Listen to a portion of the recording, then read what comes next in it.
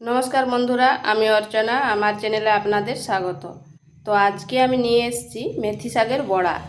এখন শীতের সময় বাজারে অনেক টাটকা টাটকা মেথি শাক পাওয়া যায়, আর মেথি শাকের শরীরের পক্ষে খুবই উপকারী।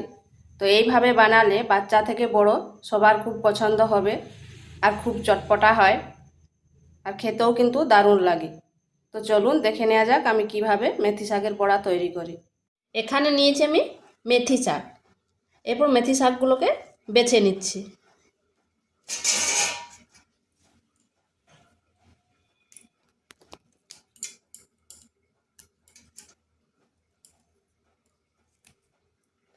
এই ঠান্ডার সময় মেথি শাক খাওয়া শরীরের পক্ষে খুবই ভালো, আর শীতের সময় খুব টাটকা টাটকা পাওয়া যায়।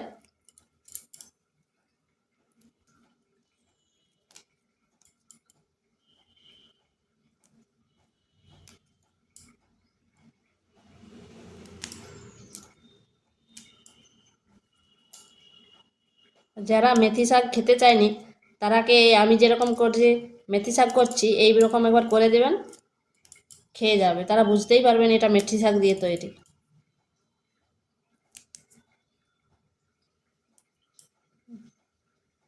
এইভাবে আমি মেথি শাকগুলোকে বেছে নিয়েছি।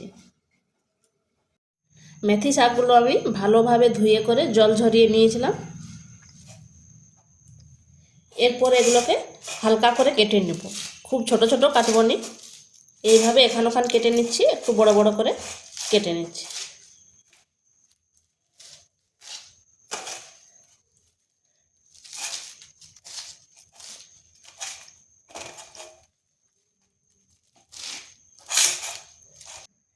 এইভাবে কেটে নিয়েছি, মানে একটু বড় বড় আছে আর কি, যেরকম শাক ছোট ছোট করে কাটা হয় তার থেকে একটু বড় বড় আছে। এখানে নিচ্ছি এক বাটি চিড়া। চিড়াটাকে আমি খুব ভালো করে 3-4 বার ধুয়ে নিচ্ছি।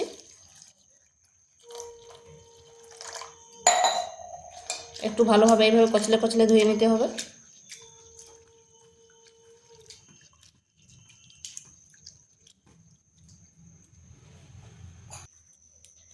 চিড়াটা আমার ধোয়া হয়ে গেছে, এই যখন ঝরঝরে হবে। এরপর এটা মিনিট 2 রেখে দিচ্ছি।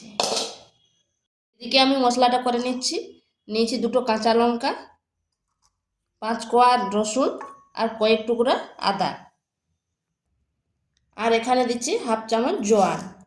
এগুলো এখন আমি পেস্ট করে নিচ্ছি।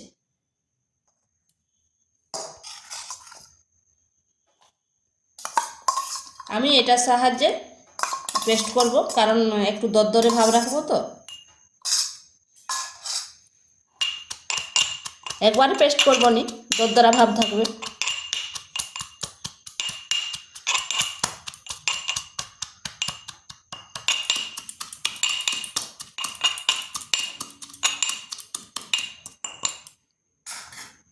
এটা হয়ে গেছে, দেখুন ঠিক এইভাবে দরদরে ভাব করে নিতে হবে।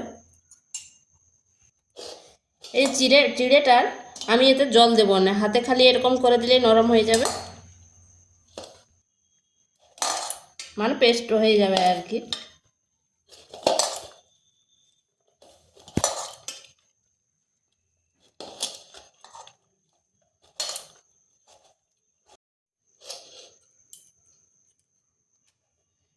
এখানে দিয়ে দিচ্ছি ওই মেথি শাকগুলো।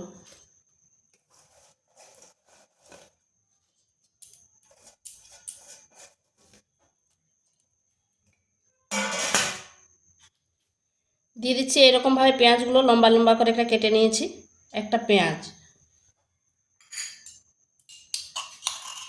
আর ওই যে মশলাটা যেটা পেস্ট করলাম।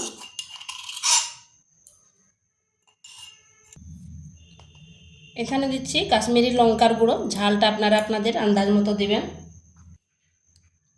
দিয়ে দিচ্ছি হলুদ গুঁড়ো,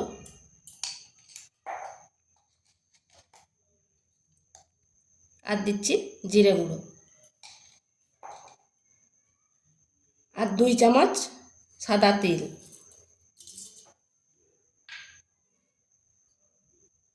পরিমাণ মতো লবণ। আর এখানে আমি চটপটা বানাবো, তাই দিচ্ছি লেবুর রস। আপনারা চাইলে চাট মশলাও দিতে পারেন বা নাও দিতে পারেন। কিন্তু লেবুর রস দিলে বেশি চটপটা হয়। আর দিচ্ছি চিনি। এগুলো ভালোভাবে মিশিয়ে নিচ্ছি।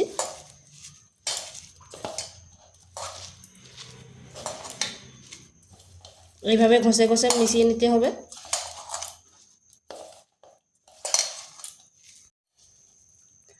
এইভাবে ঘষে ঘষে মিশিয়ে নিলে এরকম পেঁয়াজগুলো একটা একটা হয়ে যাবে।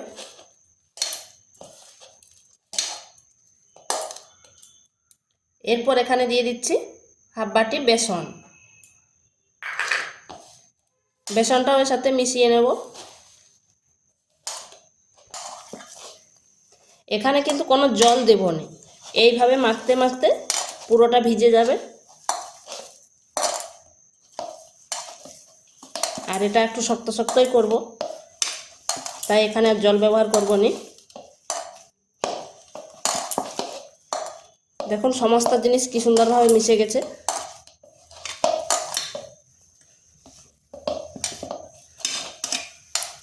এটা আমার হয়ে গেছে।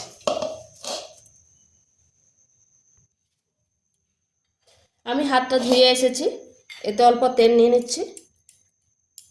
এরপর এগুলো শেপ দিয়ে নেব।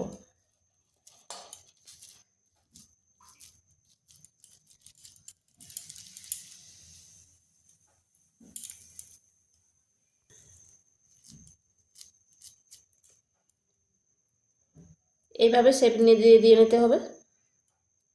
আমি এইভাবে দিচ্ছি, আপনারা যেমন চাইবেন নিজেদের পছন্দ মতন শেপ দিবেন।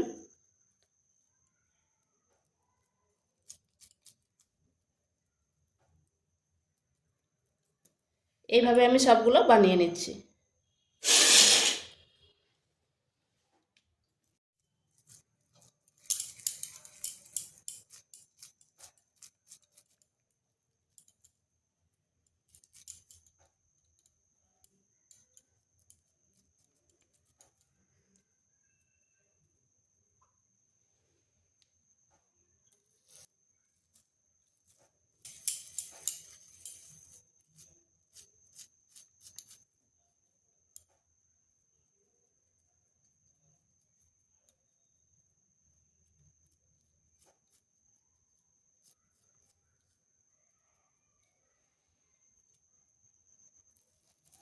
এভাবে আমি সবগুলো বানিয়ে নিয়েছি।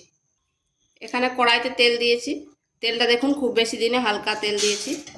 এরপর 4-5টা এইভাবে করে নেব। আর আঁচটা কিন্তু স্লো টু মিডিয়াম আঁচে রাখতে হবে।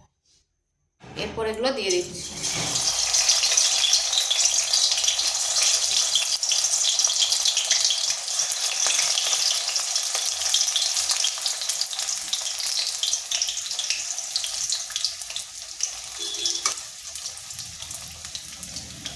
এরপর চারপাশে এভাবে আবার তেলটা করে দিচ্ছি।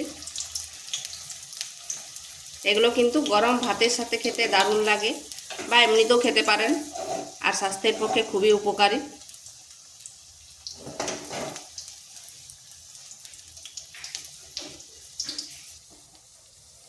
এইভাবে তেলটা চারপাশে দিয়ে দিতে হবে। আর দেখবেন যখন এই যে একটু লাল লাল হয়ে গেছে, তখন উল্টো পাশটা ঘুরিয়ে দিতে হবে।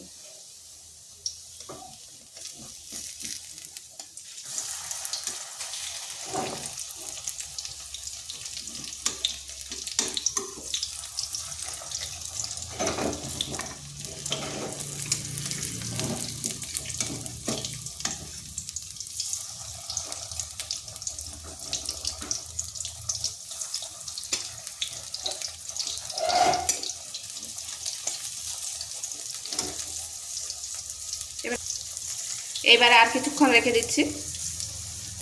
উল্টে পাল্টে লাল লাল করে ভেজে নিতে হবে। এগুলো আমার হয়ে গেছে, নামিয়ে নিচ্ছি। তো বন্ধুরা, এগুলো আমার হয়ে গেছে, দেখুন কত সুন্দর হয়েছে। আর এই ঠান্ডার দিনে এগুলো খেলে খুবই ভালো। তো ভিডিওটা ভালো লাগলে লাইক শেয়ার কমেন্ট অবশ্যই করবেন। আর নিত্য নতুন রেসিপি পাওয়ার জন্য চ্যানেলটিকে সাবস্ক্রাইব করবেন।